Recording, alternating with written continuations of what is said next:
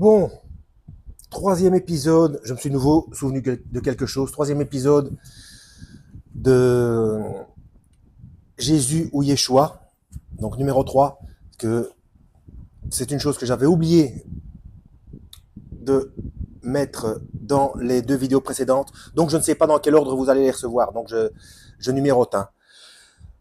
Donc je vais essayer de faire une synthèse. Oui.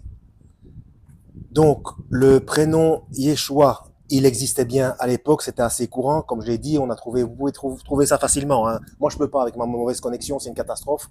Je peux pas vous montrer les images, mais lorsqu'on a trouvé enfin, on pensait qu'on avait trouvé le tombeau, etc. Parce que sur cette caisse, c'était en pierre ou en terre cuite. Non, je crois que c'était en pierre. Hein. Enfin bref, il y était gravé, on gravait dans l'ossuaire les noms des personnes. Donc, il y en avait un qui avait fait une découverte archéologique, qui avait fait des émules, parce qu'on avait trouvé Yeshua, fils de Yosef, dont le frère Jude, je crois, ou un truc comme ça. Bref, écrit en araméen ou en hébreu, je sais plus. Bref, euh, donc, et donc j'avais expliqué dans les deux vidéos précédentes que le, le prénom Jésus ou Jesus ou Jesus, etc., c'est anglicisme, francisme et espagnolisme, ça n'existait pas. Donc le prénom de base, c'est bien Yeshua, et c'est le seul qui veut dire quelque chose, parce que il n'est pas traduit dans une autre langue. Il a été soit francisé, soit anglicisé, soit espagnolisé, etc. Mais la traduction, c'est donc j'ai sauvé, je sauve, je sauverai, hein, avec le Y, le Yod de Yahweh. Donc il n'y a pas de souci par rapport à ça. Et on a trouvé des preuves archéologiques comme quoi ce prénom existait. Et ce que je voulais montrer que j'avais oublié, mais si Jonathan de Watchmen Québec, s'il creuse la chose, s'il s'y penche, il va trouver aussi, hein, il n'y a pas de souci. Hein. Concernant Métatron, j'en sais rien, je n'ai pas creusé la chose. Mais comme je l'ai dit dans les autres vidéos, dans 1 et 2, ça n'apporte strictement rien au salut. C'est comme Enoch et l'évangile de Thomas, ce sont des informations complémentaires, mais ça n'apporte rien au salut. Tout ce qu'il y a, toutes les informations absolument nécessaires au salut de l'âme, hein, bien entendu, pas au salut de la vie, parce que là je parle pour parler à des gens qui disent oui, moi Jésus me protège, etc. Il va rien m'arriver. Mais si c'est dans le plan de Dieu qu'il vous arrive quelque chose, vous allez avoir des maladies, vous allez vous faire écraser par un camion, vous allez, bref, il faut, Yeshua, le Christ, sauve de la vie, il sauve la vie éternelle. D'accord?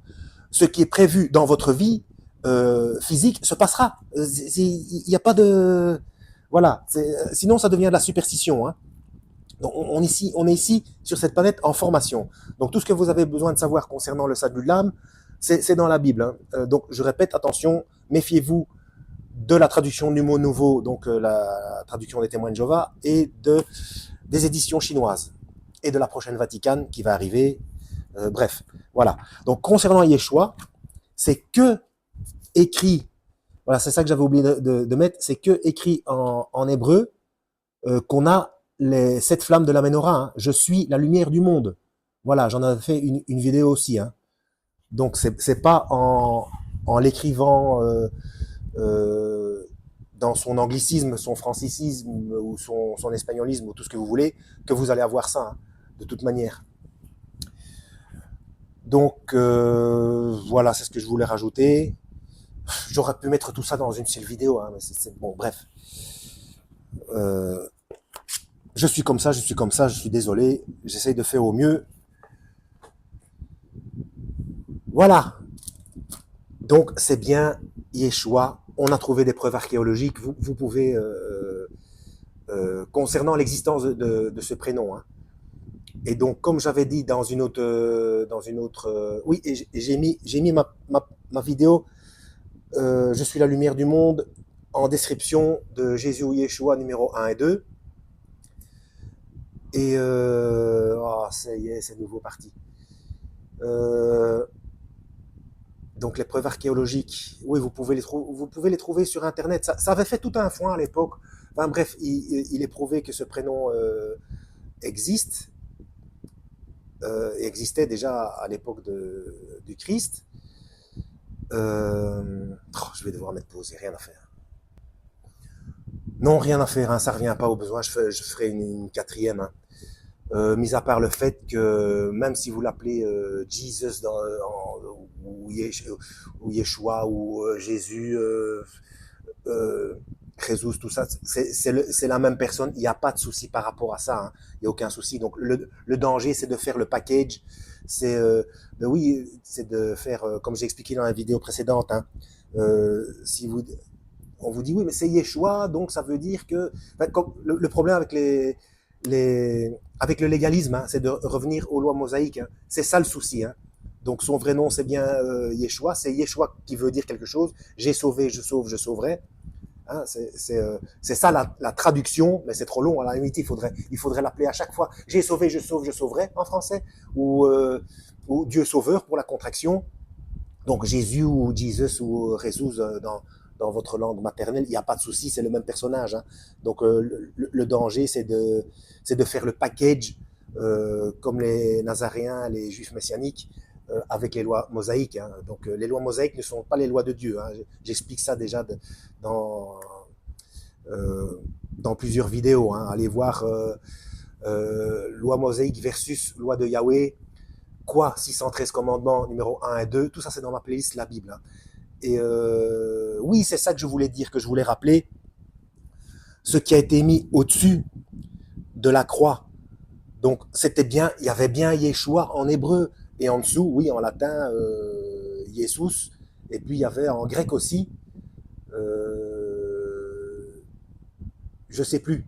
Bref, il y avait dans les trois langues, mais du coup, dans sa propre langue, c'était bien. Si on avait écrit en français en plus, c'eût été.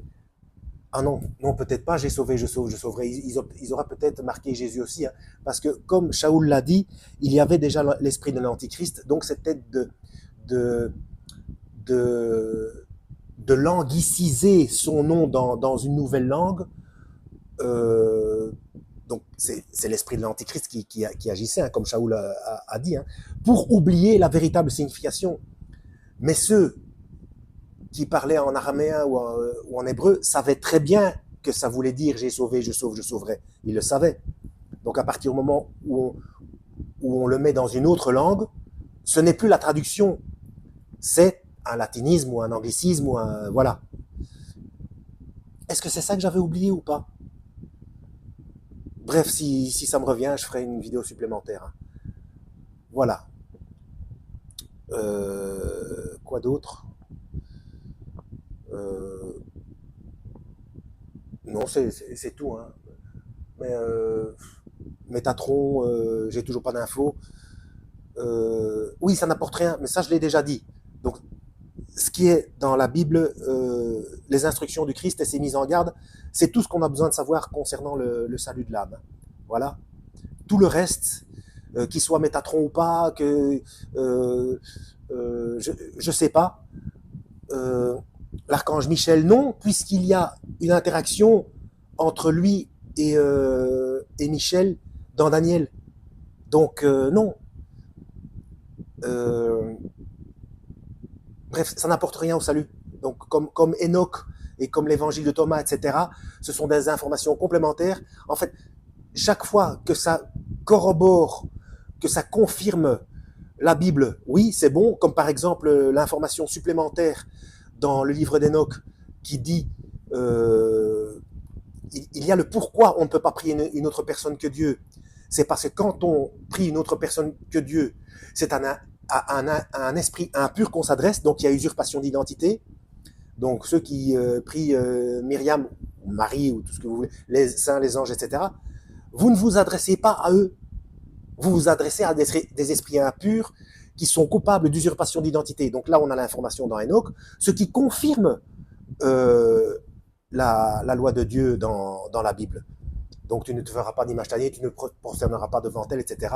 Tu ne serviras pas, donc pas de culte à d'autres personnes, on ne prie pas d'autres personnes que Dieu, etc. Donc ça ne fait qu'au confirmer, c'est une information technique supplémentaire. Donc ce genre de choses-là, mais à partir du moment où ça contredit la Bible, à ce moment-là, il faut s'en méfier. Enfin, contredit la Bible. ça contredit la loi de Dieu. On est d'accord. J'ai déjà expliqué que dans la loi mosaïque, il y a des choses qui contredisent la loi de Dieu. Voilà. Mais bon, ça fait de nouveau 10 minutes, et donc le son va de nouveau être décalé, je le sens. Donc, mais j'ai déjà traité de tout ce genre de choses. Hein. Donc ça, c'est l'épisode numéro 3, Jésus ou Yeshua. Donc je vous ai montré par rapport à la menorah, à cette lumière. Je suis la lumière du monde. Donc il n'y a pas ça dans les autres langues. Et je ne dis pas les autres traductions, parce que ce ne sont pas des traductions, puisque ça ne veut rien dire le prénom dans d'autres langues.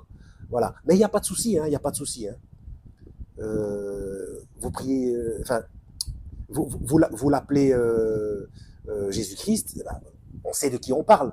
Vous l'appelez Jesus si vous êtes anglophone, etc. Il n'y a pas de souci. Hein. Donc là ceux qui disent qu'il y a un souci, donc probablement nazariens ou juifs messianiques, non, là on rentre de nouveau dans la superstition. Hein. C'est pas compliqué. Si vous voulez l'appeler Emmanuel, puisqu'il est écrit dans la Bible, il sera appelé Emmanuel, donc la fonction Dieu parmi nous, ça marche aussi. On sait que c'est le même. C'est à partir du moment où il est reconnu comme fils de Dieu, qu'il a fait le sacrifice, qu'il est Seigneur et Sauveur, il n'y a pas de souci. Voilà. Et puis même de son vivant charnel, on va dire, on l'appelait Adon. Voilà, on l'appelait Seigneur. Donc c'est bon aussi. Vous voyez ce que je veux dire? Allez, à la prochaine, lisez la Bible et que Yahweh vous guide.